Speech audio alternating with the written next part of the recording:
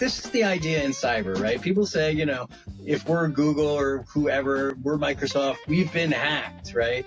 We're the victim. No, you're not the victim. You're the steward, right? You're responsible for our data. You're the steward, right? You know about the risk. You're resourced to address it. You've got to be held responsible. I should not, as an individual, bear the burden, bear the economic impact of a hack. It should be the stewards of our digital ecosystem who are best positioned for that harm. And so that was one of the main tenets that we drove into the Biden cyber strategy. Welcome back to Somaini's Trust Issues. Today, I have an incredible guest. I'm pretty excited. Rob Naik. Now, Rob has been with us in the cyber policy side for quite a while.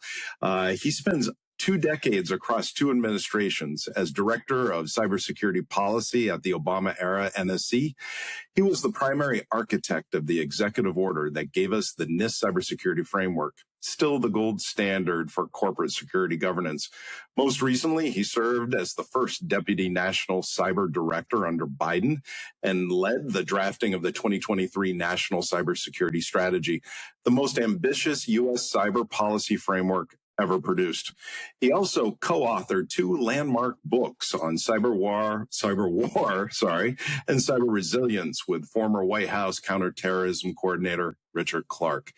He's now back in the private sector, watching from the outside as much of what he gets built gets unfortunately dismantled. Rob Naik, tell me your origin story. How does your history major from Connecticut College end up as the White House cyber wizard? That's the White House cyber wizard was a funny name that got bestowed on me by some random magazine writer about 10 years ago. I certainly wasn't the White House cyber wizard. There were a lot of actual technical wizards along with me on my team at the NSC in the Obama era. What I was the policy wonk. Right. I wasn't doing the wizardry that only the people at the NSA know how to do. I was doing the policy work. And how did I end up there? It was actually a pretty straightforward pathway. Went to Connecticut College. Connecticut College was begun in 1910 as the Connecticut College for Women in New London, Connecticut. Why? Because the Coast Guard Academy, all men at the time, needed a sister school, right? So if you were going to go to the Coast Guard Academy and become a Coast Guard officer, you needed to have somebody to marry. So they created Connecticut College. So fast forward about 100 years, and I'm going there as an undergraduate. Like all the military academies, right? You do, if you're at the Coast Guard Academy, you do your classes during the day, and then in the afternoon, when you might have a work-study job as a research assistant to a professor, you might work in the cafeteria, you're doing military training. So all the kind of jobs that would go to students at the Coast Guard Academy if it were a normal school mostly went to students at Connecticut College. And so I would cross the street every afternoon and go work for a professor down there doing research in the field that became Homeland Security. This was like 1997, 98, 99. So I worked for this guy, Steve Flynn, who was a commander in the Coast Guard and a professor there on border security, what we call drug, thugs, and migrants. He, ironically, at about that same time, had just left the Clinton White House, where he'd been a director of transnational threats, working under some guy named Richard Clarke. Didn't know that at the time, had never met Dick at the time. But that's how I got into the field of Homeland Security. I worked for Flynn for a bunch of years, went with him to the Council on Foreign Relations after I graduated, after he left the Coast Guard.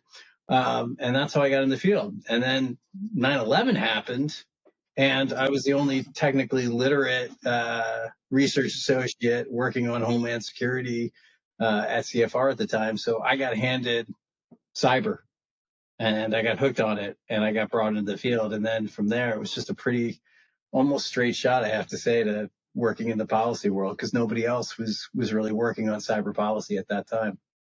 So there's a lot of stories of people out there that's I was the only technical guy in the police department at that time, so I got put on this amazing case to figure it out. It seems like a thread, if you will, across multiple people. And you were at CFR for quite a while. Is that right?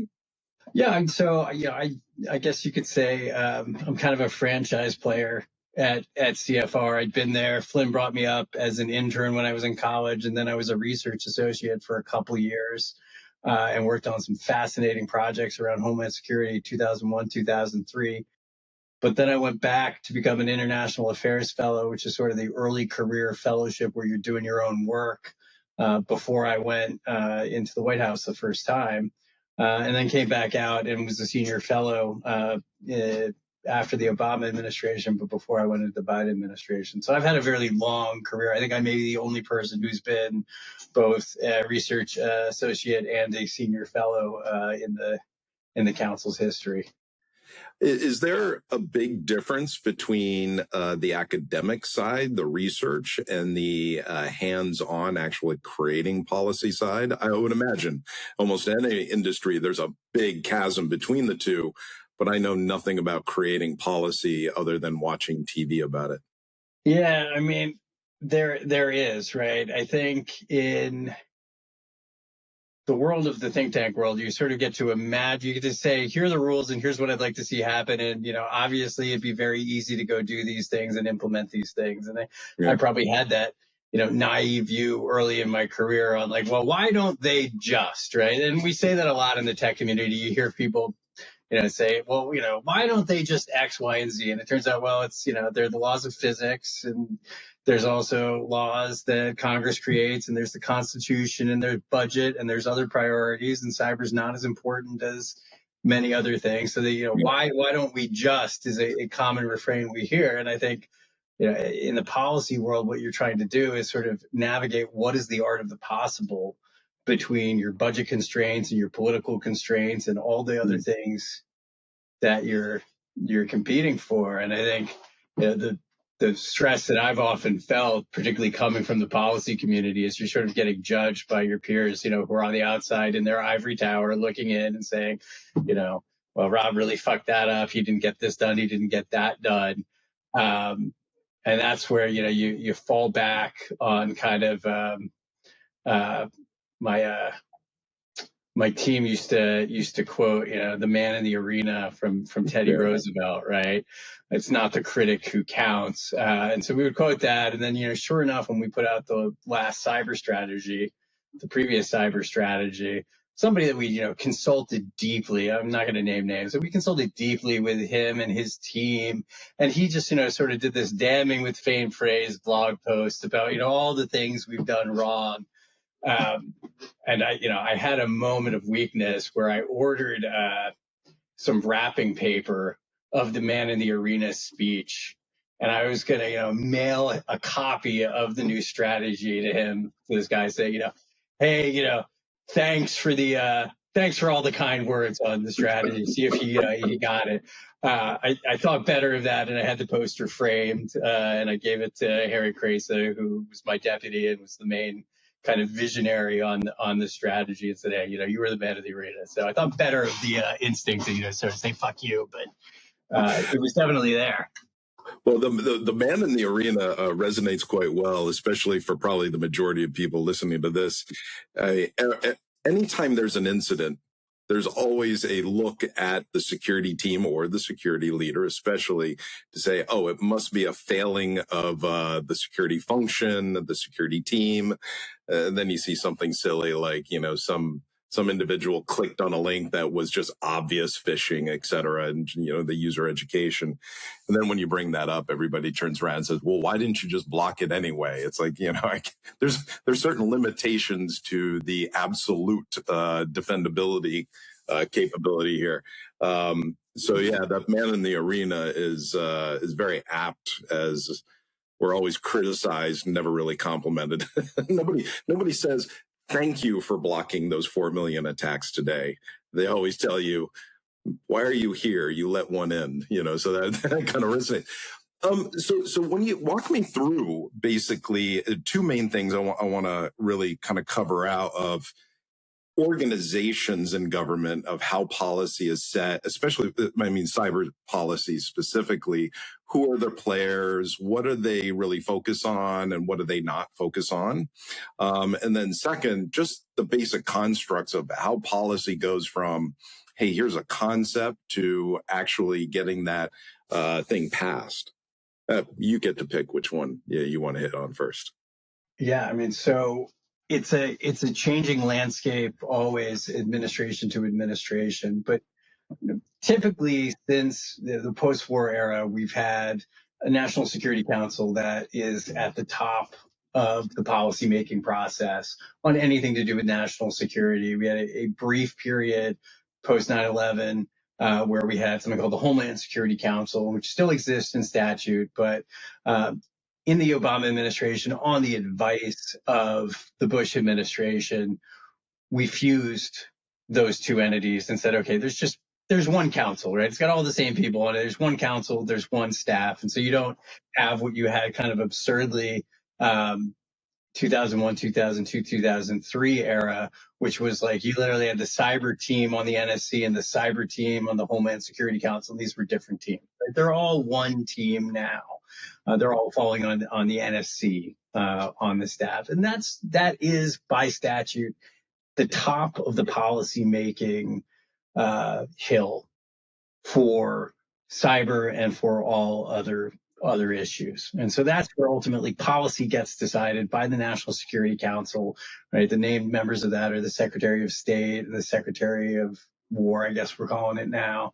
But the cabinet officials are there with the president at the top of that. When the president's not there, you have what's called a principals committee meeting, and that's where most decisions get made with the National Security Advisor or the Homeland Security Advisor chairing that meeting, right? Those are the decisions that get made.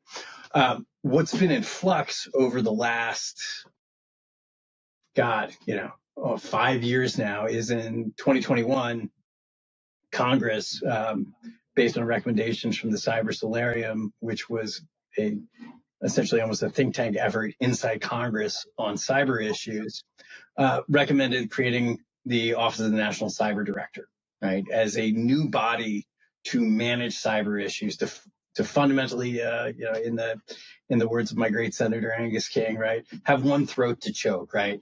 Who's in charge of cyber below the president? Yes, we know the president's in charge, but who's in charge of cyber below the president? Not, we're all in charge and it's a team sport. Damn it, who's in charge? And so, National Cyber Director. I was really supportive of this as a concept, and it gets proven out, right? When I was on the NSC, we were a large team in the Obama era. We grew from probably 6, 7, I think, at the end of the Bush administration, to probably, I think, about as high as 14 at the high point in the Obama years. It still wasn't enough because cyber is so different than all other areas of national security, right? In other areas of national security, the private sector plays like a very secondary role, right? We need Lockheed Martin and Northrop Grumman to make munitions for us and fighter planes, all that, great. But like the responsibility of defending the airspace in the United States is fundamentally and only the responsibility of the U.S. government, of the U.S. military, right? We don't ask the private sector to play an active role in it. It's a very different domain. So based on that, there's just so much more coordination that needs to be done, not only across the federal government, but outside the federal government. And so like even 14 people, it was just too small a team. So with the Office of the National Cyber Director, right, we now have the authority to have probably, I think it's about 100. And I think the team's now probably in the 40 range. It was, I think, 77 at our height in the Biden administration, but it's just a much larger workforce dedicated to cyber.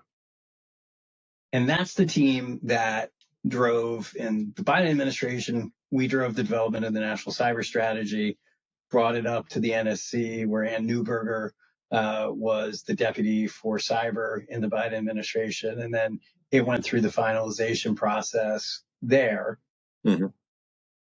In the Biden administration, Ann and her team on NSC really had the lead on not just the policy process, but the policy development, right? They were a pretty large team at one point. They were up to about 17, I think, themselves. So we did, to some degree, there was some tension that did spill out, I think, in the media at various points between the new team at ONCD and the NSC. It all worked out in the end. We got the strategy out, got a lot of good policy done. ONCD was very much supporting that. Now, what's happening in the second Trump administration is you have ONCD and you've got Sean Cairncross as the National Cyber Director, with very clear authority that he is that throat to choke like Senator King wanted. And he is in the lead on policy development and strategy development.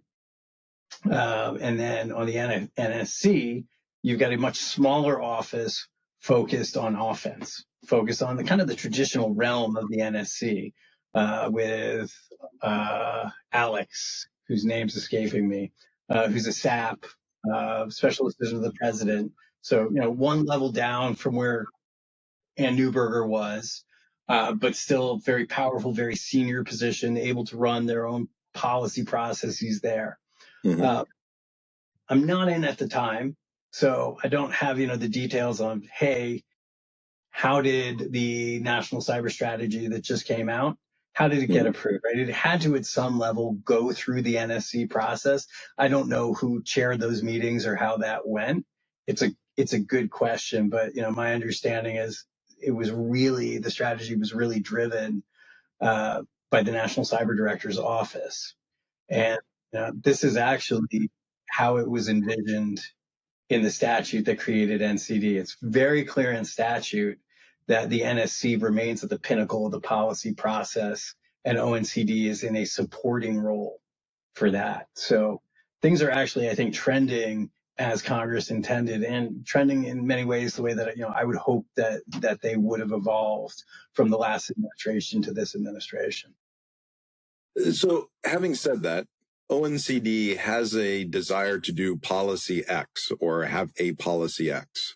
They go to the NSC and everything's fine, the initiatives. But I would always imagine, I would imagine there's a lot of other constituent organizations in USG that would play a role, especially as you said, and I want to touch on the commercial private sector a bit, because that's, where I've lived almost solely for my corporate life.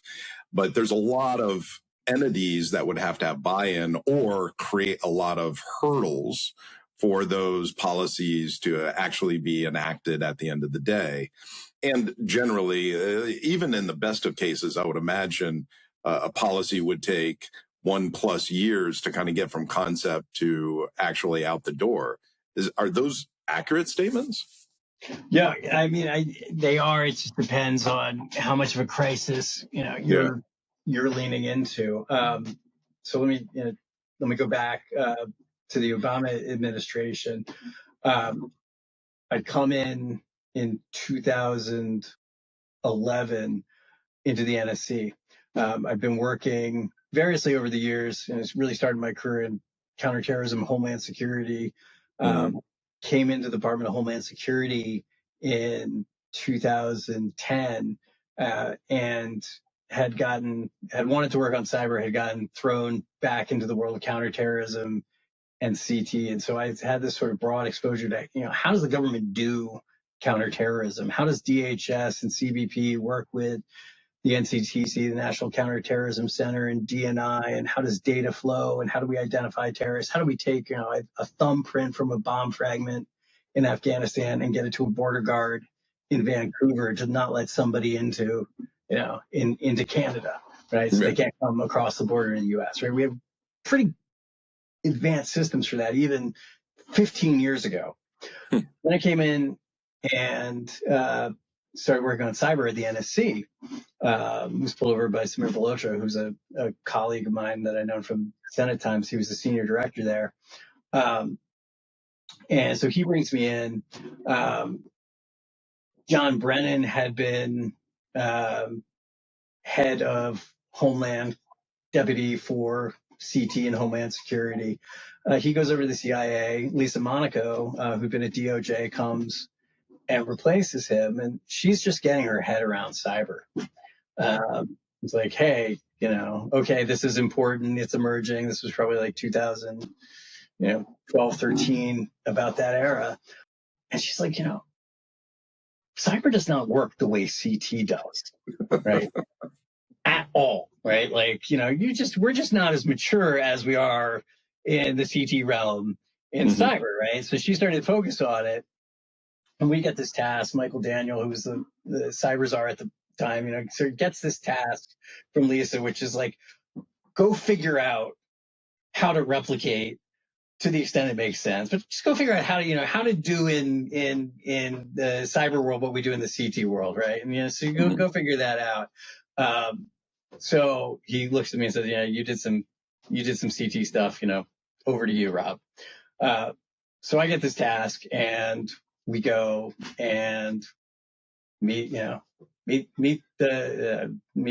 Jen Easterly, right? And Jen Easterly, right, now cyber famous in the cyber world, having been at CISA and had previously been at Cyber Command, but at that point she was the senior director for counterterrorism. She is running, the threat teams all the time, 3 times a day on CT issues with NCTC, and it's all working like clockwork. And right, she's like, all right, I can make 20 minutes for, these guys over the cyber to come over and I'll tell you how it all works. So we go over and we're like, okay, this is how this counterterrorism world works, and here are the pieces we're missing, right?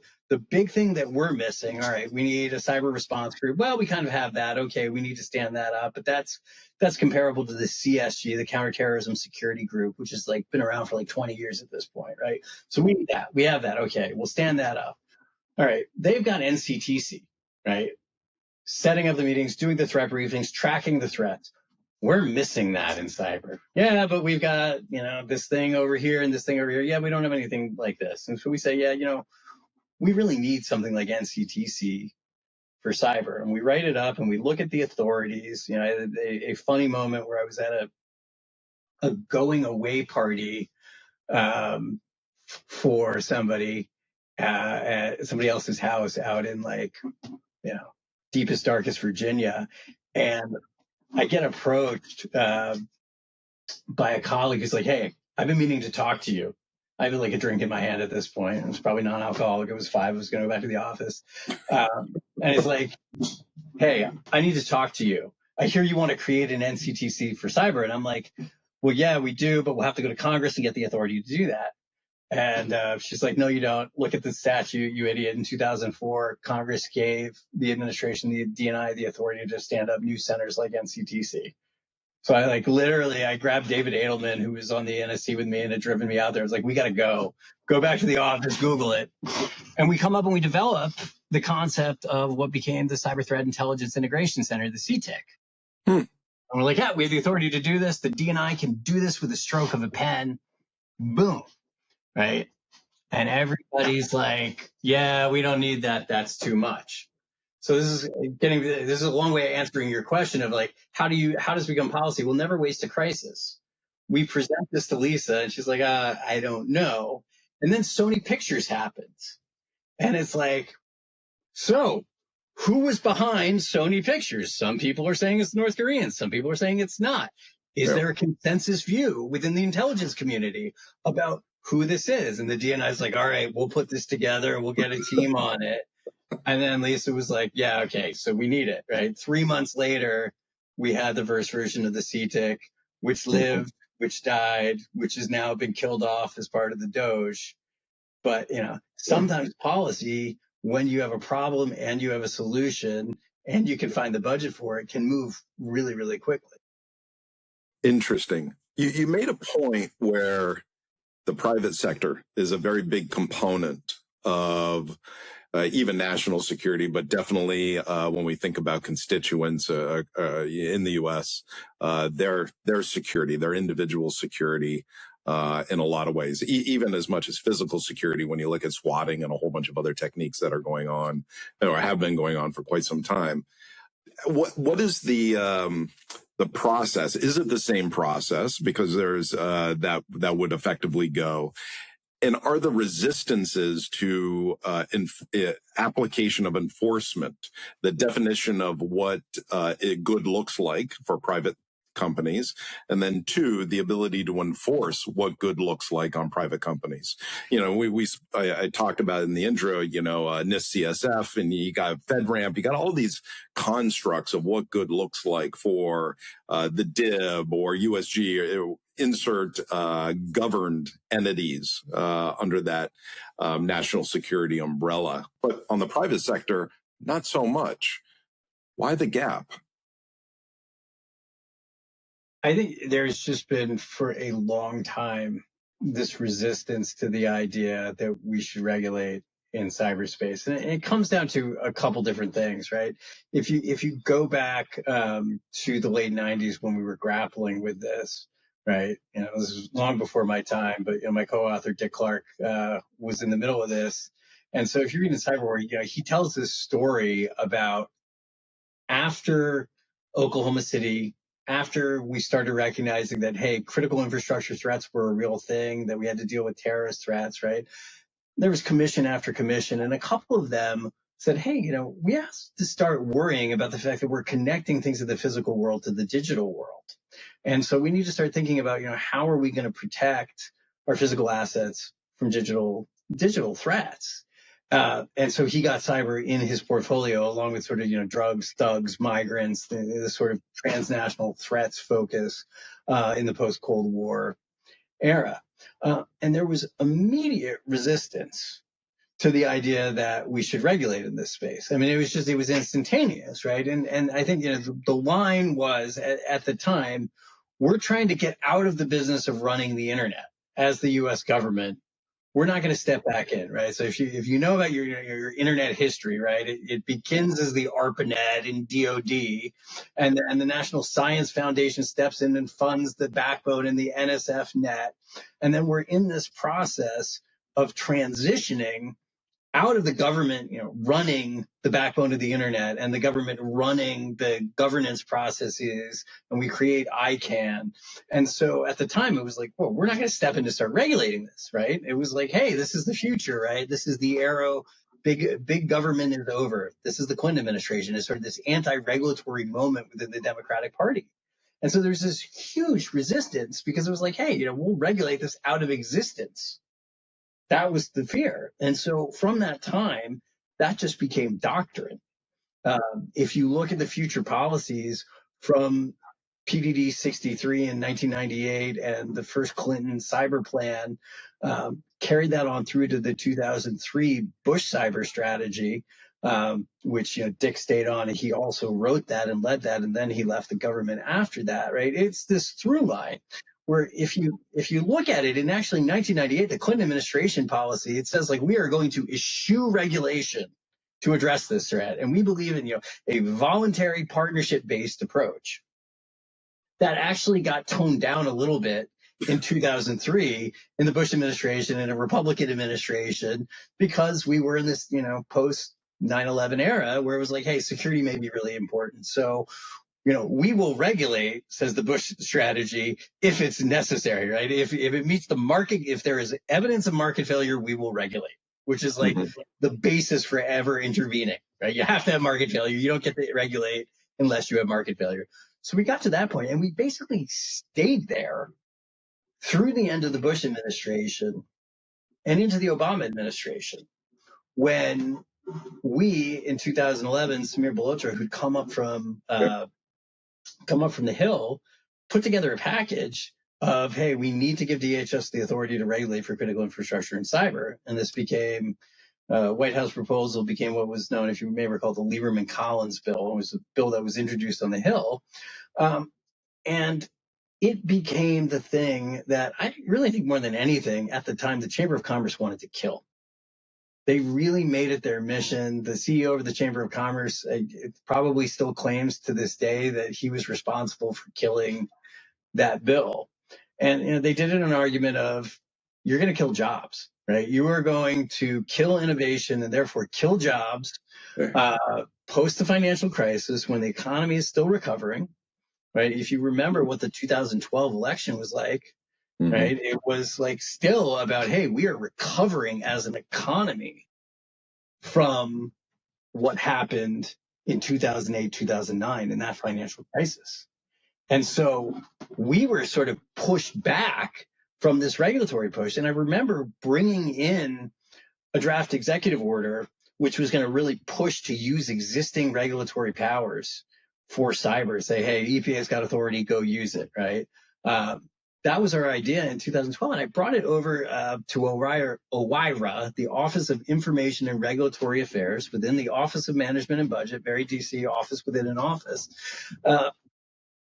And the official there that we were briefing, who's like a career official, she was like, you guys know this is an election year, right? Like, you want to promote regulating, like, space technology? And like, she's like, we're like, yeah, okay. We're obviously not going to get anywhere. And so, we talked about the NIST cybersecurity framework, like that got put out as an alternative. Like, okay, let's try once more with feeling, the voluntary approach is like the government's going to say, here's what we want you to do, and you'll go do it. And then if you look at the hidden text kind of in that executive order that called for the cybersecurity framework, the idea is like, all right, we're going to sit back and we're going to see, does this work over the next few years, right? And that never formally happened in the way that we were hoping it would at the time, but it informally happened, right? And I think what we saw, by the time I came back into the Biden administration was like, the Overton window had shifted. Everybody was like, yeah, we got to regulate in this area. And when, for instance, Colonial Pipeline happens and TSA is like, oh shit, we've got the authority to regulate pipelines. Maybe we should use it. Don't really get that much pushback, right? What you get pushback on is, well, these rules don't make any sense. They look like they're for the enterprise. You haven't adapted them for the pipeline market. We need to make these changes. But nobody said, pipelines that can be contacted from Russia, they don't need any security on them, right? That's fine. That is gone, right? And it's like, yeah, you got to regulate us. So I think we have finally seen a shift. What we haven't seen is the implementation of existing authorities or new authorities behind that. On the other side, in almost every company I've been a part of, policy will come out or proposals will come out and solicit feedback. Government affairs people will always loop me in to kind of get insight on the cyber policy, and I'll provide my feedback. And then there's a roadshow for all intents and purposes on how all of this is, the second coming. We're all going to die. It's Armageddon, et cetera, et cetera. I don't think I've ever seen really any policy proposals that were from a government affairs team embraced with open arms. It's reject everything. This is going to cost $12 billion, insert statement here. My personal opinion is we have not solved the security problem. And sure, they're still robbing banks. Yes. Okay. But the velocity and the success that attacks are happening on private sector companies hasn't really abated, slowed down, or been hindered in any particular way. And this is, in my context, 30 plus years that we've been doing this. We've gotten better, but we haven't solved the problem. There's a lot of different opinions of why that is not solved that I have. But I'm a very pro regulation of how do we get through this. And of course, government affairs folks as well as myself will say, well, it needs to be reasonable. Okay, well, what does reasonable mean? I really enjoyed, and this kind of carries over to like NIST CSF, where that maturity model, kind of 0 to 5, kind of graduating scale of maturity, really resonated in a lot of ways for me, where it wasn't binary. It was, hey, where are you on the spectrum of that journey that you're going from, I got nothing, to, hey, I've got something that's defendable against X, Y, and Z. So that is a backdrop, just kind of where my stance is. I think we need regulation. I think we need more of it for the private sector. What does that really look like? That's a fair question. When we look at things like the organizations like the FTC or SEC, I've seen attempts at trying to get better at that. but not necessarily material in my mind to kind of move that ball forward. Do those go through the same process with the NSC and others, or is it within their own entity?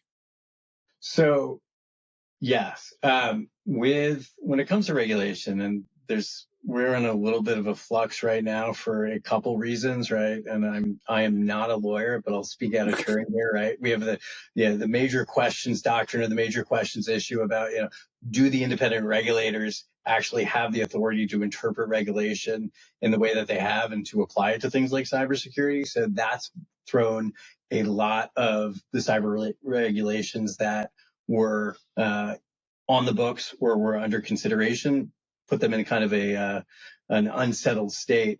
And then the other one is that the independence of the regulators is being challenged by this administration, right? The director of OMB has a very strong view about this sort of unitary executive and the idea that like these independent regulators that fall outside of the control of the president, that's just unconstitutional, right? Not a lawyer, not going to opine on that. That's just the reality now. And so, I can't necessarily speak for how the FCC is working in this administration, right? But the FCC, all the heads are very aligned with this administration, and at least compared to the administrations I worked in, seem to be much more closely coordinated, right? The staff seem to not be, doing the Heisman like we're an independent agency, right? You don't get to say. So it may be that right now, right, if the FCC wanted to come out and regulate for cybersecurity, that would get pushed through ONCD and then through an NSC process. I don't know. Historically, absolutely not. An independent agency is going to carry out their authority. What they would be willing to do is say, okay, we are aligned with you, the administration. We accept your invitation to attend this NSC deputies, principals, IPC, sub-IPC committee meeting, right? These are the lower level policy meetings. So we'll send representatives to that, and we will work to align our policy, all the while acknowledging that, we are going to act under our own authority. And so if you look at like some of the executive orders that we wrote in the Obama administration, right, it would effectively say, we invite the FTC or the FCC to issue similar regulations based on, the NIST cybersecurity framework. That's as far as we could go.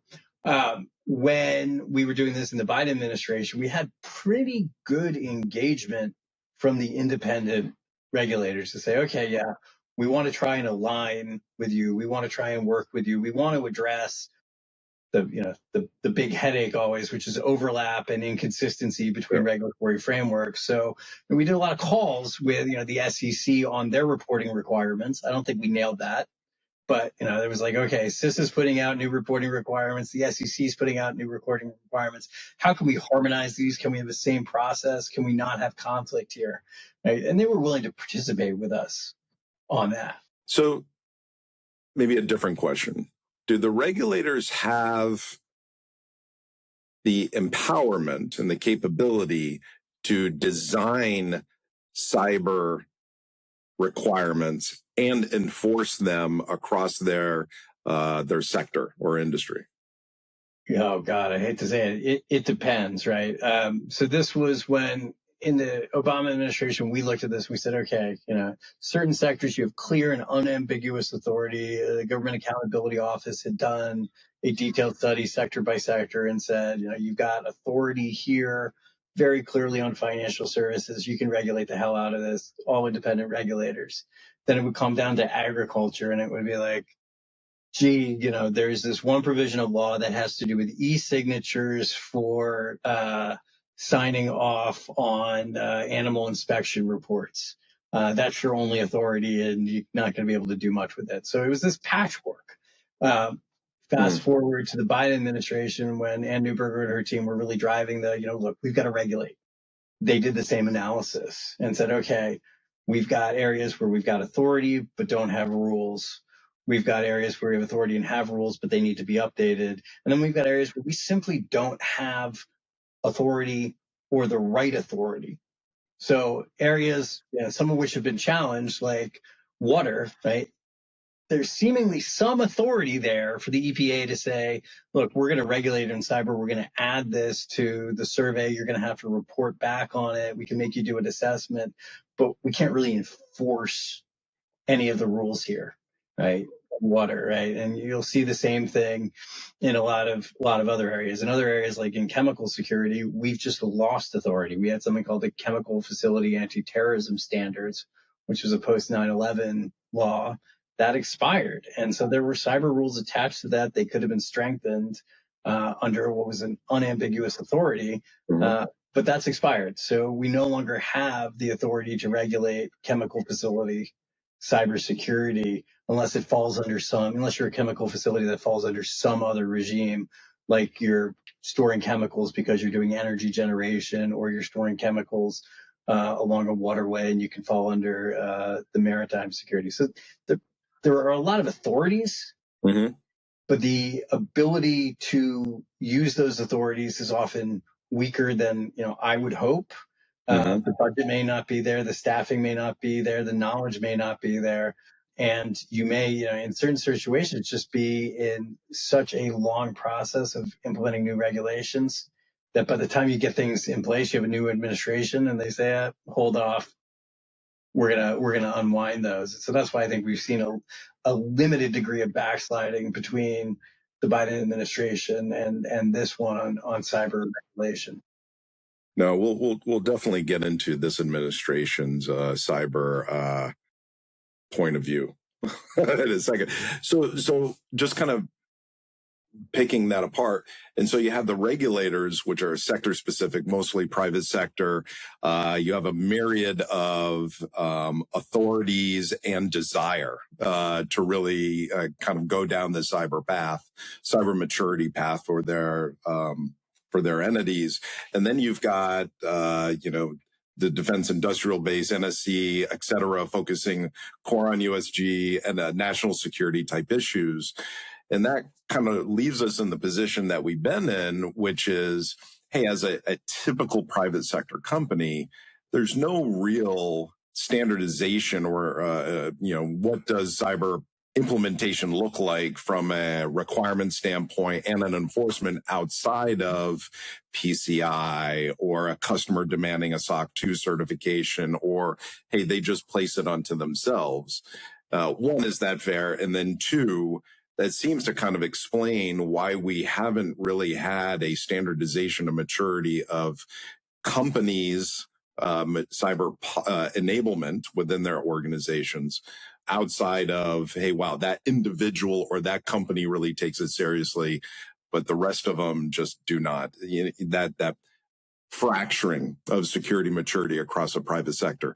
Is that the root cause of all of this, do you think?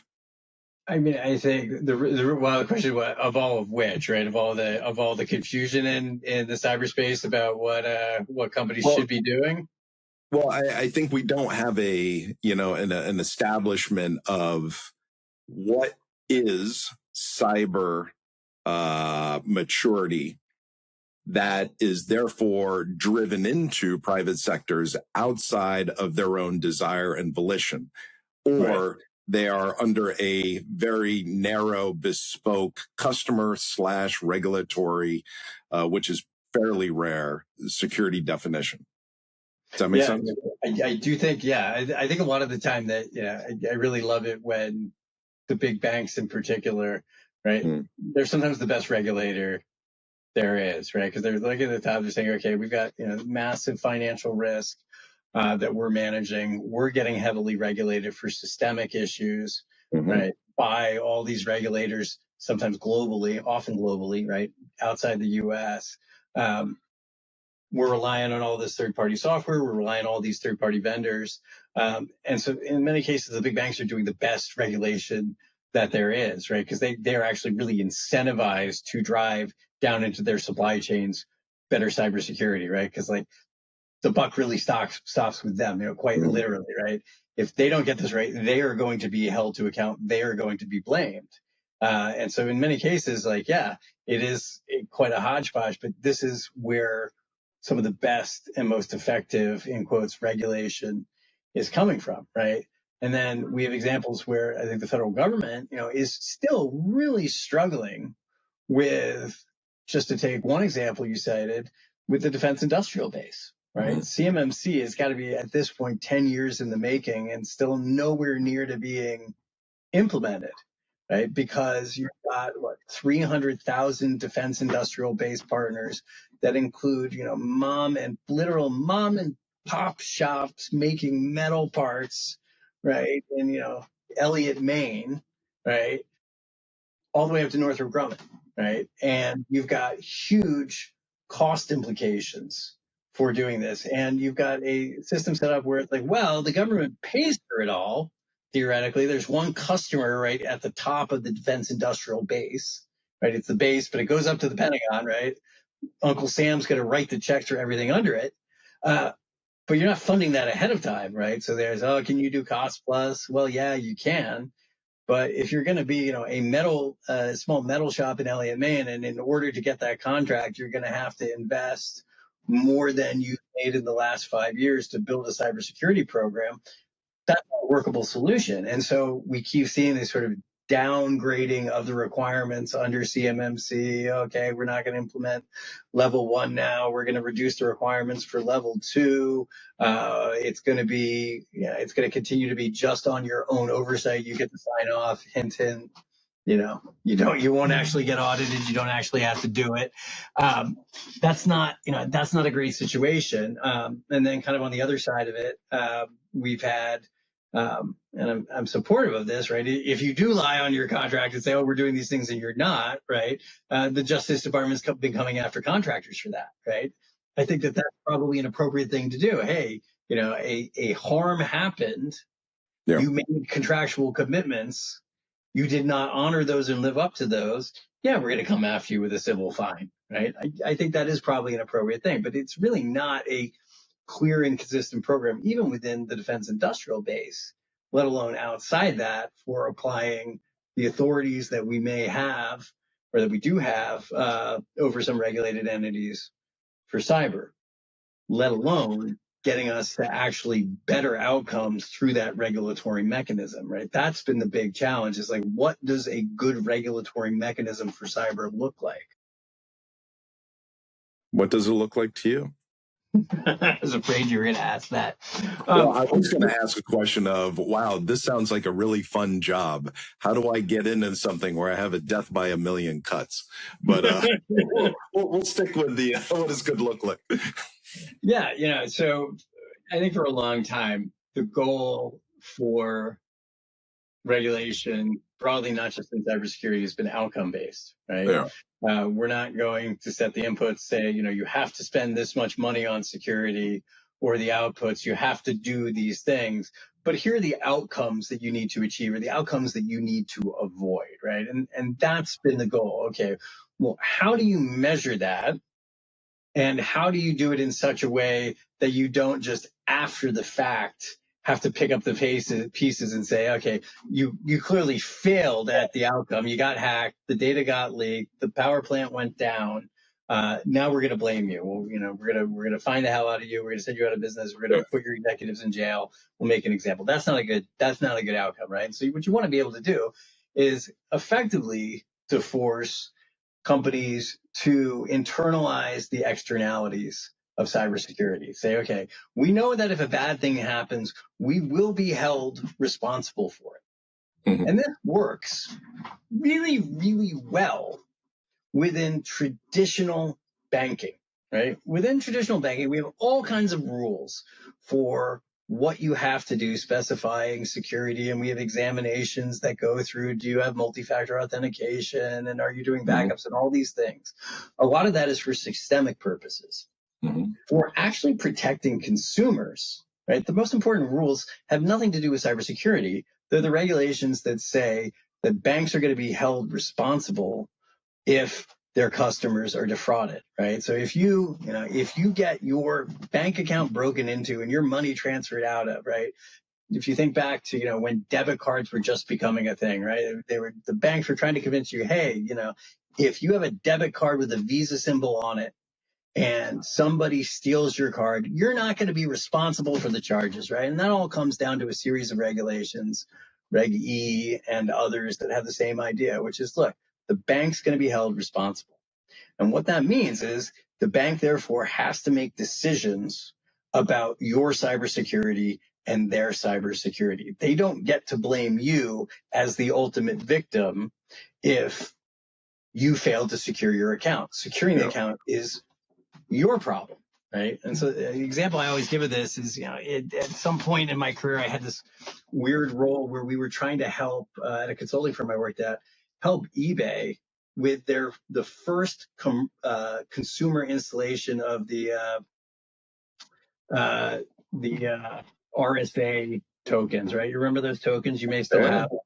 I think I had one in government last time still, right? With revolving numbers, right? And like, you could, if you wanted, in like 2008, go to eBay and be like, I'm really worried about my account security. I want to add multi-factor authentication.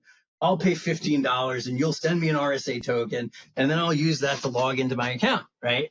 Well, nobody did that because it was a pain in the ass. And ultimately, right, if somebody broke into your account and moved money out and traded it, you were not going to be responsible for that because under regulation, E-Trade was going to be responsible for that.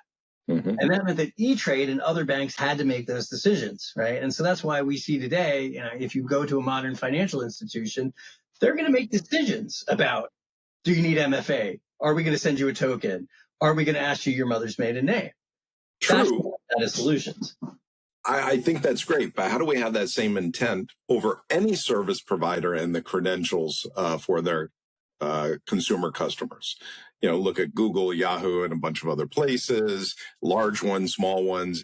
Account takeover is rampant for a lot of different reasons. If you had that same intent and accountability on non-financials, that would be life-changing. But we don't have that. No, I mean, so this was one of the big pushes that we made in the Biden strategy, was to say, look, and I got this from a briefing with Senator Sheldon Whitehouse many years ago. Again, not a law student, didn't go to law school, any of that. But I think Senator Whitehouse, quite a good lawyer. I think he may have taught law, and so he taught me a little bit of law. Where he said, look, the key here for liability is you don't want, ideally, the courts to say, yes, it's absolutely your fault. You want to shape the law so that you're placing responsibility where it does the most good, right? So it shouldn't just be, oh, okay, you are to blame because you made the mistake, but place the liability where the entity that has the liability is in a position to prevent the harm, right? And so I sort of carried this with me for years and said, okay, right, this is the idea in cyber, right? People say, if we're Google or whoever, we're Microsoft, we've been hacked, right? We're the victim. No, you're not the victim. You're the steward, right? You're responsible for our data. You're the steward, right? You know about the risk. You're resourced to address it, right? You've got to be held responsible, right? I should not, as an individual, bear the burden, bear the economic impact of a hack, right? It should be the stewards of our digital ecosystem who are best positioned for that harm. And so that was one of the main tenets that we drove into the Biden cyber strategy. How would we want that to play out? One thing that we really pushed on, and surprisingly, because we said it was 10 years out, we didn't get that much pushback. We said, look, we're eventually going to need software liability, right? Eventually you're going to have to be liable if you're putting out shitty code into the world and it gets hacked. Like, oh, we didn't know there were hackers out there and they were going to find 0 days and exploit them to steal money and data. Oh, we're just like, no, right? So we said, look, let's put ourselves on a decade-long course to actually having liability in this space, right? And the example I give, I'm afraid I'm picking on Google too much, but let's just pick on Google, right? Or we can pick on Microsoft. Like, if I've got a Google suite and I get a spear phishing email addressed to me, and it's from a Gmail account, and it's pointing towards a Google Drive, and it's to my business account that is on G Suite,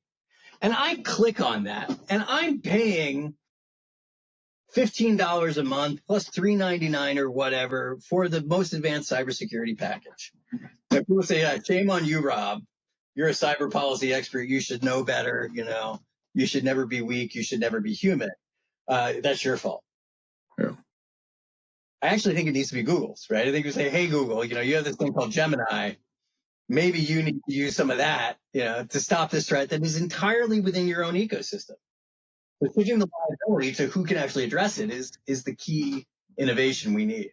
I think you're right, but to come full circle in a different point of view, I remember when I started out at Symantec, John Thompson, the CEO at the time, an amazing individual by all counts. Have a beer with a guy at any day of the week. We were having a one-on-one when I started, and he was like, my door's always open, et cetera. I was like, we need to talk about what level of security we want to establish, because it's definitely a graduating scale. And we got into this conversation around, well, we want to stop nation state attackers. I'm like, well, let's put all of our computers in cement. And, the extreme kind of statement, I can't defend everything. And if you have a nation state that's co-opting individuals, et cetera, et cetera, et cetera, you kind of get into this indefensible kind of position. There's always risk in business, and that's kind of natural to the course. But the question, the takeaway I took from that conversation was there are multiple levels of security a security team or leader needs to establish. The very first one is, how are we not negligent? What does not negligent security look like? And so I have recently in the past,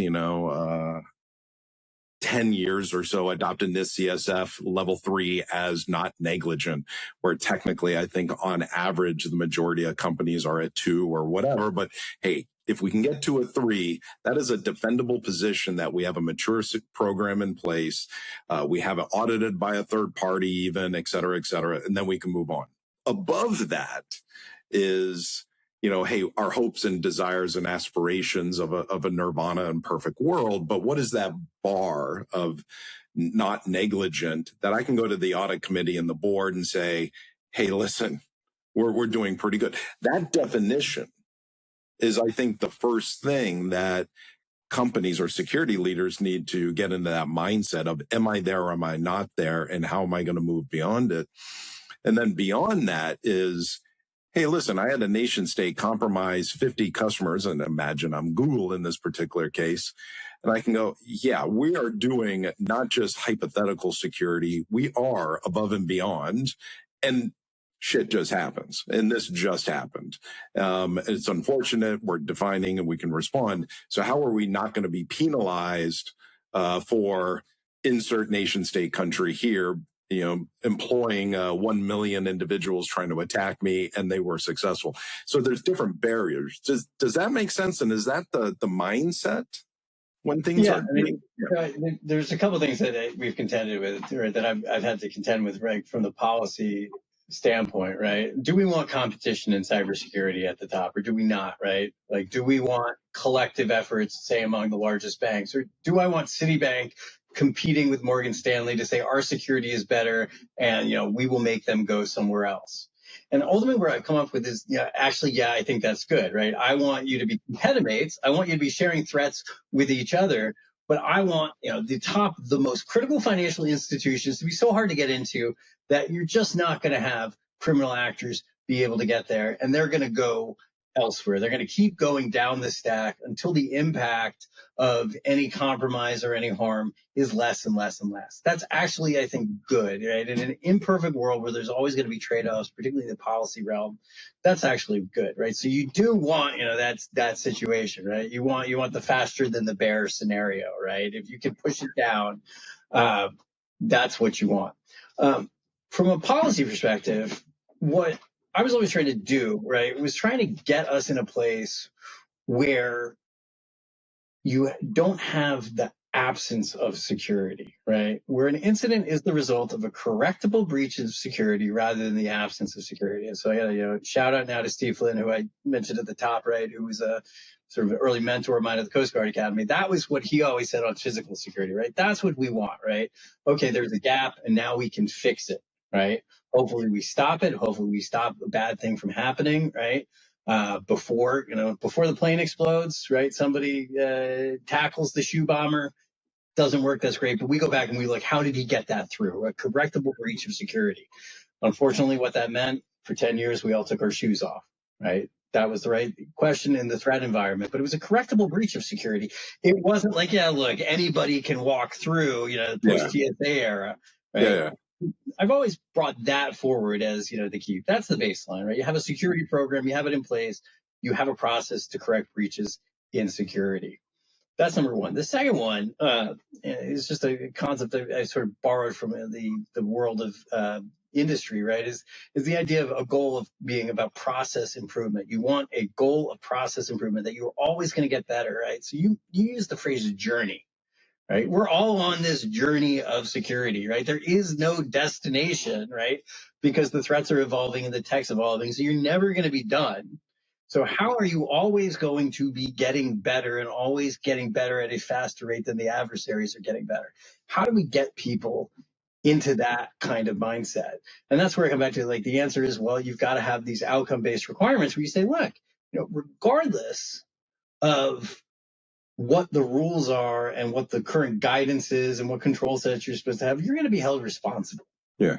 So you got to do these things. And people say, all right, but can I really be expected to go up against the cyber equivalent of the Spetsnaz, right? The Russian special forces. And now I give two answers here. One is, look, the notion that these adversaries in China, in Russia, in Iran, in North Korea have, in quotes, unlimited resources is bullshit, right? No, some of this stuff is actually pretty hard to do, going against a hardened target remotely, right? Mm-hmm. It takes time and it takes effort, and I'm sure we'll get to AI, which is changing that to some degree. Yeah. But this is actually hard to do, right? And so if you've been on the other side of the intel world in the U.S., right, where you're a consumer of intelligence and you have, you're sitting in the policy office and you have all these ideas of, what you want, NSA and Cyber Command to go after, right? Naively, it's like, okay, what do you want us to not do? Because cyber is only one of our missions, right? Both on, collection and on offense. Counter cyber may be a limited thing that we want Cyber Command doing in a theater of war. And on the intel collection, it's like, well, shit, we got, these high stakes negotiations next week with whoever, right? We're trying to collect against that. And the president has all these intel requests into us. So what does he want us not to do in order that we can, do all your tasks in the cyber world? So if you've been on that side of it, you say, oh, okay, we're pretty good. We really are, right? NSAs are pretty good and they're pretty well resourced, but there's a limitation to how many actions they can carry out. And that is absolutely true on the other side. So you got to recognize that. The second thing I always say is, look, I get it. It's hard and they're coming after you. What I need you to do as a CISO or as a company is I need you to create security at a point, at a level at which you give me a problem that the FBI can solve, right?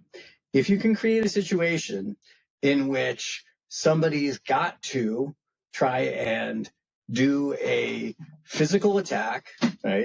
A mixed attack, right? To put somebody boots on the ground in the United States and sneak in under the cover of darkness and cut through a fence and install a box or tap a line or even sit outside your office, trying to redirect a Wi-Fi router. That's great, right? FBI can solve that problem. We can put human bodies at risk. We can put people in jail for doing that. We can go after insider collaborators for doing that. We can create programs where we can address that, right? So I need you to create a situation in which somebody can't just sit, in the safety of Moscow or whatever Chinese city the North Koreans work out of and hack away at U.S. infrastructure successfully, right? If you can do that, right, That's great. We can address that problem all day long. That's the level you got to bring it to. Because what I can't do, what nobody can do in the U.S. government right now, and I know, you're going to have a suggestion after this, but we cannot get to hackers inside Russia now. They are protected by the state. Mm-hmm. Russia is not interested in cooperating with us on ransomware threats. They're carrying out the attacks. They are protected. So we cannot get to them. We can't get it higher up on the agenda with Russia, right? There's a war going on, several wars going on. So we're just not going to succeed if the answer is, oh, we've got to get the Russians to stop those people from doing this bad thing to us, right? That's not going to succeed. No, I mean, side note, and this is a question, but I believe the MLAT issue has gotten markedly better over the past 15 years. Is that correct? And maybe what are MLATs for the audience? Oh God. So MLATs are, what is it? The multi-legat attache. God, I can't do the acronym, but MLATs are essentially a mechanism for the Justice Department and the FBI to work with foreign governments on exchanging requests for participation in an investigation. This was completely broken 15 years ago, right? It just was not operable. In 2008, I was in what we call a track 2 diplomacy thing in Beijing, where we were there as non-government representatives with actually government representatives sitting behind us. So it was think tank people around a table, and then, non-participating were the Chinese and the U.S. government officials. And, we got, the Chinese counterpart sort of said, we have made a request, into the U.S. government through the MLAT for, 400 requests for evidence and information, and we've gotten a response on none of them. And, breaking out of her role, the MLAT ambassador was like, that's not true, right? I have the list right here. We've responded to you on all of them, and we've denied 335 or whatever of them because they didn't break any laws in the United States. In the United States, it's not illegal to host a Falun Gong website. It's not illegal to have a Chinese Christian church. It's not illegal to say bad things about the regime in Beijing, right? And so it was this totally dysfunctional process. It actually got better for a period with China, and we got much better with, that periphery of Eastern European countries where it's like, oh, we want to be part of the EU and we want to be part of a trading bloc, but, we do pretty well on the cybercrime front, right? They started to get that message of okay, we got to start tamping down on this. We got to participate in law enforcement, right? Now that's all completely broken apart when it comes to Russia today, obviously. Yeah. Switching gears, I want to be a bit sensitive time for you. 2 more things to kind of get into. The current state of play, when I look at CISA, I believe CISA had 3,000 people in it in its heyday. Now it's down to about 1,000 under the current administration. What do you see as the overarching state of play of cyber within USG today, and where are we going? Yeah, so I'm cautiously optimistic, just kind of by nature I'm optimistic, and so now I'm cautiously optimistic. If you look at the latest national cyber strategy that the Trump administration put out, it really is pretty well aligned with what we did. It's silent on a couple things. It's much shorter. It's a different approach to writing strategy. I don't want to critique it. But it's not a fundamentally different view. And even in places where they're saying it's a fundamentally different approach, it's really not, right? The emphasis on we want to do more offense, that has been there, right? We in the Biden administration actually continued policies from the Trump administration, the first Trump administration into the Biden administration on allowing expanded offensive operations carried out by Cyber Command without needing presidential or Secretary of Defense approval, right? That's all continued, right? And so they're pushing on that, and I think it's the right thing to push on. There is more juice that we can squeeze out of that. On regulation, I could not have been more pleasantly surprised where they said, look, we're going to, I think the phrase was, we're going to make efficient or smart use of regulation. And they talk about the need to streamline regulation, which is in the statute of the National Cyber Director. We did a lot of work on reducing regulatory burden. There's a lot more work to be done there, but it's fundamentally aligned, right? They're not saying we're not going to regulate.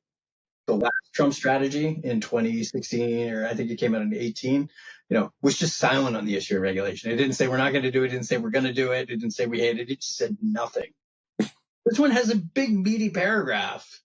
We're going to regulate. We're going to do it smart. Maybe the implication is we didn't do it smart. That's fine. I'll take the hit. Let's keep going. So I think that's a good sign, right?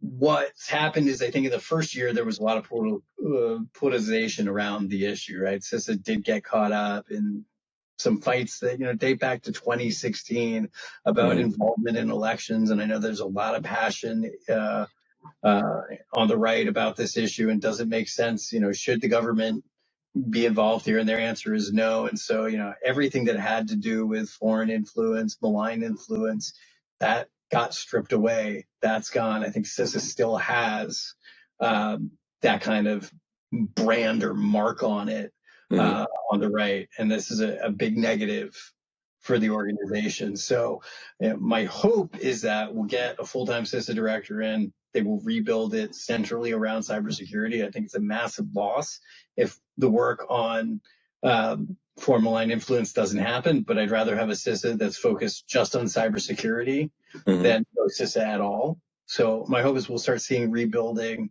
rehiring. We're starting to see some of that.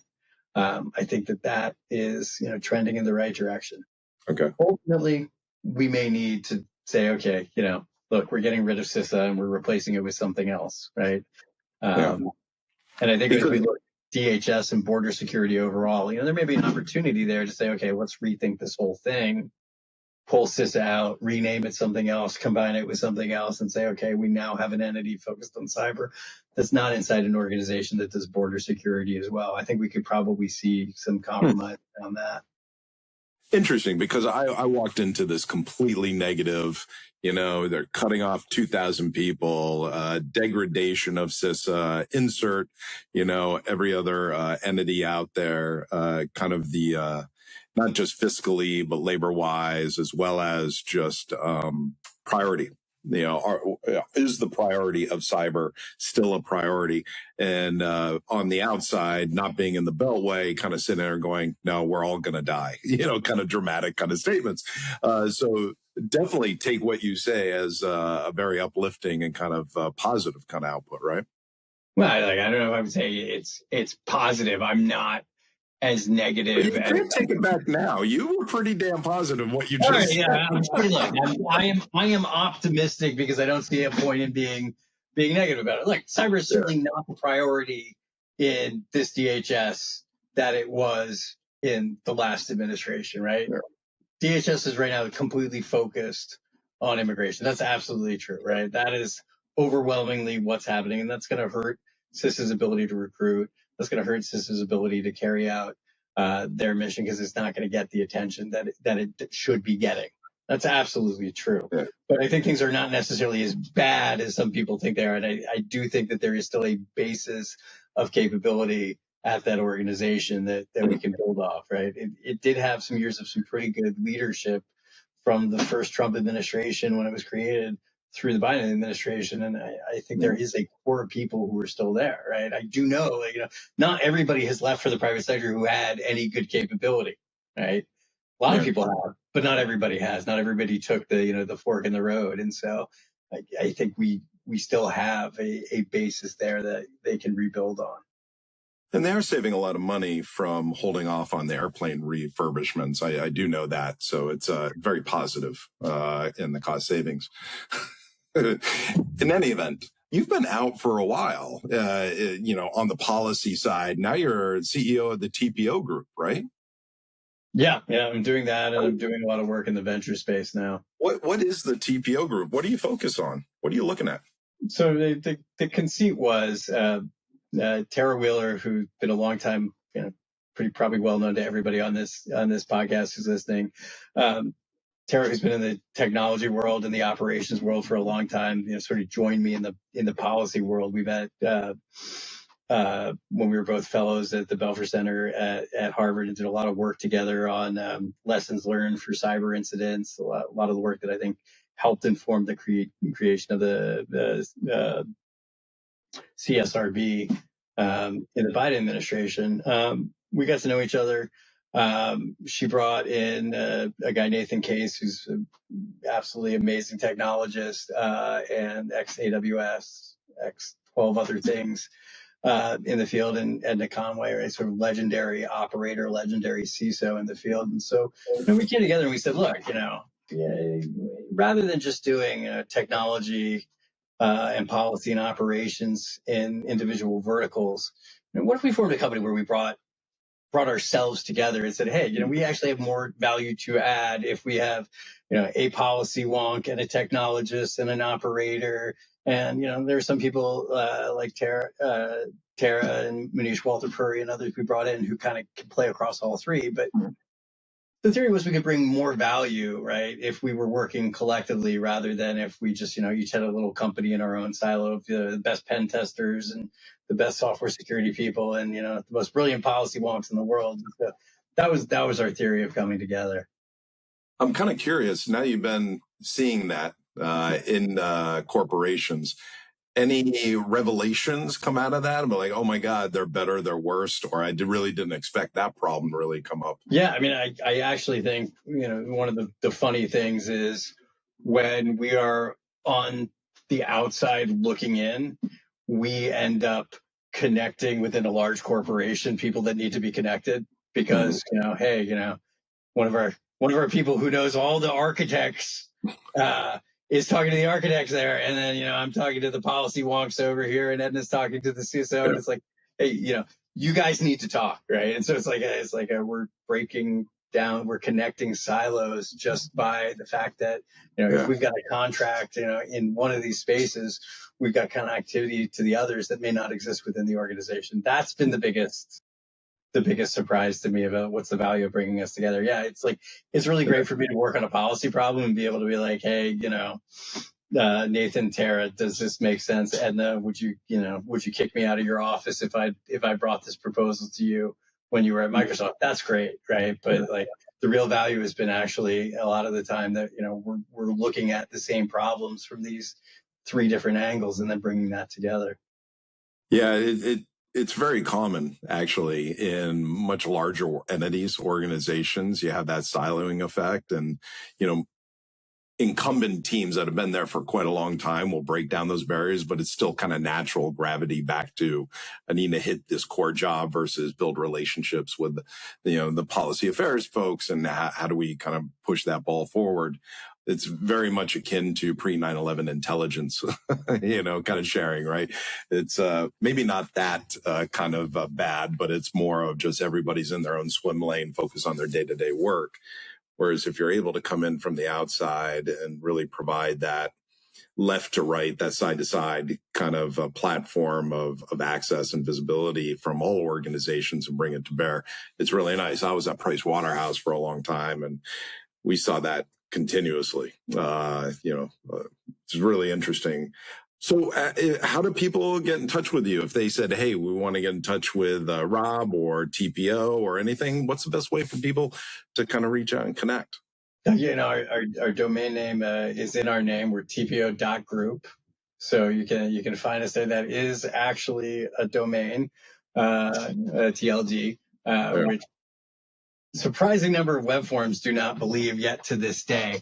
So you can always reach out to us there. And then, I'm on LinkedIn. I'm easy to reach there. I try to get back to everybody who hits me up there. I appreciate that. We talked about a bunch of things. Anything that, we didn't talk about that maybe we should? Yeah, the last pitch I would make is that there's a lot of issues in the policy realm, right? That, I've got, things left undone that I really wanted to do, right? Ran out of time on, right? Somebody once told me that the prayer of the political appointee is, Lord, forgive me for the things left undone, right? And that's the nature of it. But what I've been focusing on since I returned to the private sector, in part, is how do you create private sector solutions to what seem like public policy problems, right? If it's an intractable issue that requires government action and regulation is going to take so long, right? Is there a way that you can reframe the problem in a way that somebody can actually, in late stage capitalism, actually make money off of it, right? Mm. If you can do that, problems become much easier to solve right now in this moment. And so that's where I've been sort of spending a good chunk of my time in the venture cap community, is saying, okay, look, I get it, in an ideal world, we would find a way to, make sure that open source projects always have unlimited funding and working. But, with the advent of AI, just for instance, like, are we going to be able to find solutions to this problem, right, with less effort than was required, 10 or 20 years before, when it was like, well, gee, somebody's got to fund this guy in his basement to keep doing this work, or, the internet as we know it's going to fall apart, right? I think there are a lot of things like that where you just start to reframe it and you say, look, can we, with technology, lower the cost of this, find a way to create a solution that doesn't otherwise exist, so that we don't have to rely on government taking an action that we know the government's not willing to take. And so that's been a big part of what I've been trying to do. That's really interesting. And I completely agree that we do have a lot of opportunities ahead of us. Specifically with AI, how can you delabor the workload that would otherwise gone undone because of the needs of it? You're talking about vulnerability remediation in open source communities. That is probably the main reason why those bugs and those known vulnerabilities don't get fixed, is because there's only like one or two people really behind the scenes supporting that project. Of course there's Apache, but there's a lot of other ones. So how do I identify them and do that code commit? Or how do we switch it? And, for funs and giggles, how do we bring a better intelligence on finding missing humans, along the way? There's a whole myriad of problems just because we're able to have a contextual automated capability nowadays. Well, not perfect. Nothing ever is, kind of like policy. But it is a hell of a lot better than without it. And so I think that's really interesting that you're taking that approach. Yeah, well, if you think of a policy problem amenable to that, please hit me up. We'll go find funding for it. Well, I have a lot of policy problems. I don't mean to say that they're actually intelligent. They're going to be completely useless. Hey, Rob, thanks so much. I really appreciate your time, and look forward to talking to you soon. My pleasure, Justin. Thanks so much for the invite. Thanks. Thanks for watching. If you're enjoying Trust Issues, please like and leave a 5-star. It really helps. Also, since we take no sponsorships, if you enjoyed this episode, please consider donating to the National Center for Missing and Exploited Children, or NCMEC, by going to give.missingkids.org/trustissues. Any amount will help those kids who need it the most. Lastly, you can always connect with me on LinkedIn. And until next time, thanks and have a great week.